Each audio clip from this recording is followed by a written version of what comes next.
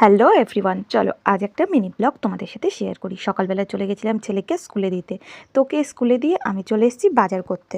রবিবার দিনগুলোতে বাজারটা বেশ ভিড় হয়, কিন্তু আজ যেহেতু সোমবার ছিল তাই বাজারটা খুব একটা ভিড় ছিল না। আমি ওখান থেকে চিকেন নিয়ে নিয়েছি আর এই পাশে চলে এসেছি কিছু সবজি কিনতে। সবজি টবজি কিনে এই পাশে গ্রামের বিভিন্ন মানুষজন বিভিন্ন সবজি বিক্রি করে তাদের কাছে, তো এখান থেকে পেয়ারা আর কলা কিনে নিলাম। এরপর বাড়ি এসে সমস্ত কিছু কাটাকুটি করে নিয়েছি, রান্না করব। আর এই যে ওলের ডাঁটা, এই পাতাটাও নাকি খাওয়া যায় আজ শুনলাম। আচ্ছা, তোমরা এই পাতাটা কি কখনো খেয়েছো? কে কীভাবে খেয়েছো জানিও। এদিকে ছেলে স্কুলের ছুটি হওয়ার টাইম হয়ে গেছে, তাই ওকে স্কুল থেকে নিয়ে আসলাম। আর এই যে এখানে কাঁচা আম খাবে বলছিল, তাই একটু কাঁচা আম কেটে দিলাম। এদিকে কিন্তু আমি মাংসটা রান্না করতে লেগে পড়েছি।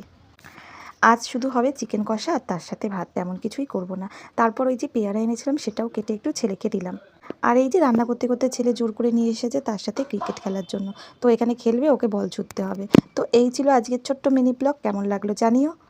আমার চ্যানেলটি সাবস্ক্রাইব করে পাশে থেকো।